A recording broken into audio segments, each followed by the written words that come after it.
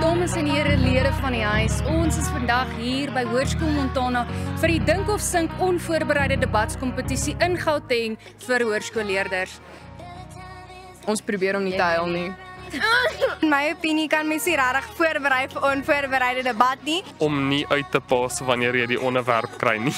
Jy daag op en jy moet maar gaan presteer. Om betyds te wees in jou lokaal. My ma het vir ons almal roomys beloof as ons goed doen. So wat ek gedoen het is ek het 'n spesifieke Chinese spreekwoord ingewerk. Dit is 'n mengselmoes van jy's bang, jy's opgewonde, jy sien uit. Jy kry die aggressie uit. Ja, ek het die aggressie uit. Dit was regtig lekker geweest. Ek het baie erger verwag. Met baie moeite. Ja, ek klou dalk bietjie die tafeldoek vas. As dit 'n swak span is of 'n ongeskikte span is, dan maak dit bietjie moeilik. Maar ons doen nie name nie, En die skool wat ons teen gepraat het was baie, ek sal nie sê intimiderend nie.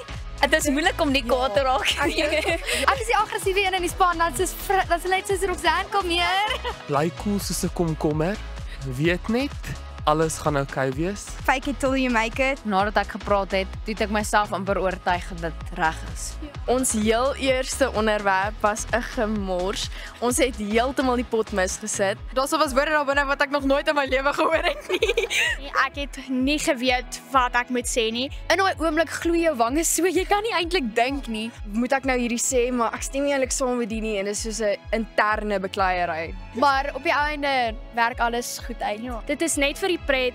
Julle kan almal net chill en pret hê. Tensy nou nasionale finaal of iets soos dit is, dit is regtig so ernstig nie. Julle hoef nie julle beste te doen nie. Montana gaan anyway wen. So dis regtig okay. Ek het die uitdinge nie gedoen nie. Ek was nie lus vir dit nie. So ek's maar net hier.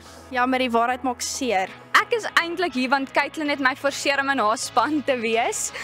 Ek het later besef dat dit eintlik 'n goeie ding is en dit het vir my baie voordeel want ek sukkel om voor mense te praat en het eintlik baie min selfvertroue. Debat lei ons maar eintlik op vir die toekoms om eendag as ons ouer is in die werksplek te kan opstaan en sê nee, ongelukkig stem ek nie saam met jou nie. Ek dink ons moet eerder met hierdie aangaan. Onvoorbereid is baie minder formeel as wat iets soos ADKV debat is en ons is baie lief vir debat. So hierdie is soos die lekker weergawe van debat. Ons doen die moeilike weergawe om die lekker weergawe te doen. Ons hoop ons sien meer spanne hierse volgende jaar. Skryf in vir Dink of Sink volgende jaar. Al is jy nie goed nie, dis regtig lekker. Ons het soos gesink, toe gedryf en toe gedink.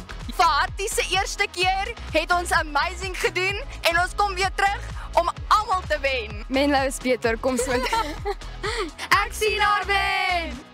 #want Kosterkant. Sê jou sê en moenie opgee nie. En Oosterlig kom vir julle. Jy iets te sê? Nee. Dink of Sink! Dit is vir ons wonderlik om te kan sê oor die afgelope 2 dae het 291 deelnemers gepraat met oor die 70 debatte wat gevoer was. Dit was ongelooflik vir ons omrede dit die meeste skole en spanne was wat ons nog ooit gehad het wat aan hierdie kompetisie deelgeneem het.